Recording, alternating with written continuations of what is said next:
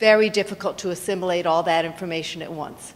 And it's understandable because everybody at this table has spent their career gaining this knowledge, so we can't expect people to necessarily assume that knowledge so quickly.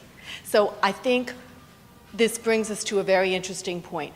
Everybody at this table is here to help you. Some of us are in the private sector, some of us are in the public sector, but that's what we do. We are here to promote the green movement.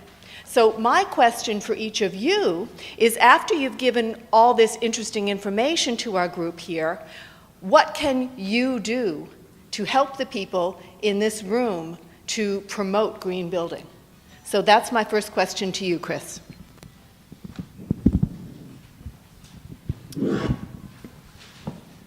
I'm just going to add one more comment. I noticed a lot of you taking a bunch of notes during my colleagues giving their tips and strategies.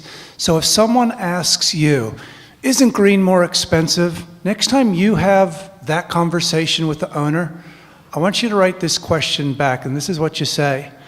Tell me about your exit strategy for this building.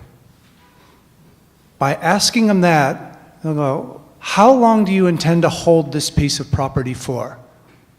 Because based on what they're going to say, if they're going to turn it over in a year or they're going to turn it over in 5 years, is going to depend. You're going to have a very different set of recommendations that you'll be able to make for them.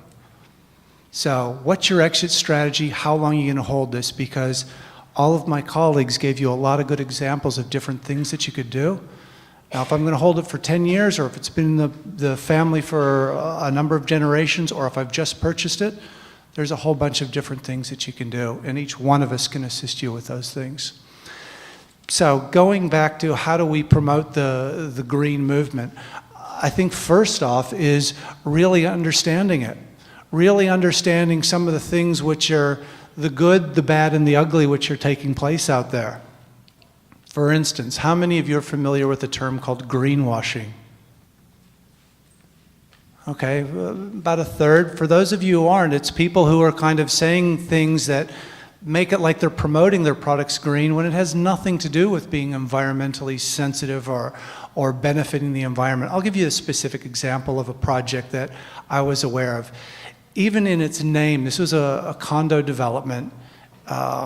They called it something green. And it was a brand new development in Brooklyn. And I went up and I was really excited about this project. Oh, tell me about what you're doing. Is it LEED certified? Is this that? No, we just like the name. And so there's a lot of instances. So one of the things that you need to do is look at who are some of the governing bodies, what are some of the things out there, and starting to educate yourself so you're more knowledgeable than your owners. Now, the U.S. Green Building Council's great. That's one thing they do, but they've got their own agenda.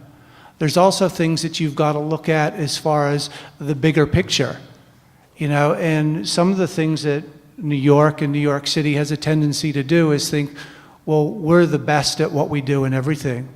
Well, let's take a look at what some of the other states and some of the other countries are also doing and start to bring ideas and new initiatives to your clients.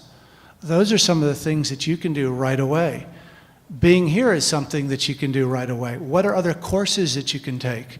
Maybe, becoming LEED certified or knowing more about that is going to help you differentiate yourself.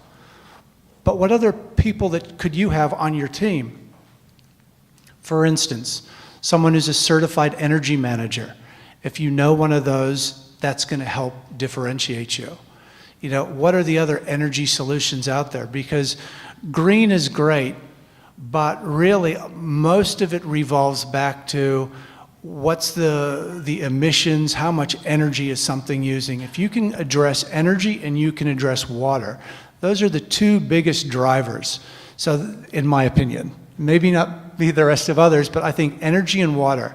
So if you can start to focus on things like that and look for practical solutions, practical ideas, and figure out ways that your client and the building owners can make that a financial reality for them and understand the paybacks and return on investments of those kind of projects, you will be a big asset to your client and you will differentiate yourself from most of the people who you're competing against. For instance, in this room, how many of you currently are paying a Con Ed bill, or your clients are paying a Con Ed electricity bill? Okay, about half of you. Of that group who raised their hands, how many of you have heard of the systems benefit charge? Okay, even fewer. So the majority of the room doesn't know about the systems benefits charge. Now, the only reason why I'm saying that is the lady to my left, your right, actually funds most of her programs through the systems benefits charge. And here's a quick understanding of how it works. The systems benefits charge is something that Con Ed taxes each and every one of you who pays an electric bill. So every one of your clients who pays a Con Ed bill pays this little fraction of a tax each and every time. Now, that money goes into a huge pool of funds that NYSERDA overlooks and manages on Con Ed's and the utilities' behalf. I'm simplifying it, but then this huge pool of money, which I think is about $400 million at the moment, they dole out and say, this project is eligible, these people should get it, these are the kind of things. And this comes back to, how do we help promote the green movement? Well, we make people aware of the financial benefits and incentives that they are available to them and that they can have their clients use. And that's one way how we can be green, is by reducing the energy costs, reducing the water consumption, and doing it in a way that makes financial sense. So I'm going to start sounding like a broken record pretty soon. So I'm not going to go over the fact that we have an incredible number of incentives for all of you.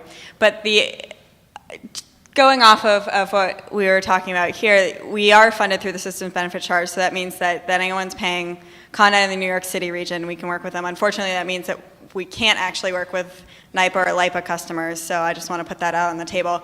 We also have a couple new funding sources coming down the line, which I thought I should make all of you aware of. One is the Energy Efficiency Portfolio Standards, which is a statewide program that will also be a ratepayer surcharge. I think you're already getting charged for that one. And the Regional Greenhouse Gas Initiative funds, which is our own local cap and trade system. I don't know how many people here know that the 10 Northeast states have a functioning mandatory legal cap and trade system for carbon dioxide. So each state is administering the funds for their own auction from that, and NYSERDA is handling all of New York's. So we have about $180 million coming from that. That's going to be a whole suite of new programs as soon as we launch those, hopefully later this year. And then we're also administering the state energy program funds for the stimulus package, as well as some of the block grant funding. So that's just to emphasize one more time, please, if you're doing anything related to energy, come to us. But in addition to having incentives, we also have an incredible amount of both institutional knowledge and technical assistance support. So in addition to any project where you're getting the financial incentives, we're not just a check that's writing to you. A lot of them involve us working through the process to help identify new areas in your building that you could be achieving additional energy savings. And these are through our technical consultants who have been working on buildings like any building that you're working on for years. They've seen hundreds of these projects. And they also provide a level of quality control for your customer. And so this is an additional benefit to whatever incentive you're getting through us, is that you're able to kind of have this stamp of you're getting an oversight. There's oversight that makes your customer feel more comfortable that someone's making sure that you're actually achieving the energy savings that you're getting, so that you're not greenwashing. And we find that if you frame that the right way, it can be a really good selling point. You can also frame it so that it takes a little bit more time to work with our programs, which is also true. We are going to take a little bit more time. We are a state agency, I'm not going to lie to you. But that extra time is going to quality control for your customer, and a lot of people see that as an added benefit. And a lot of people will call us and bring us in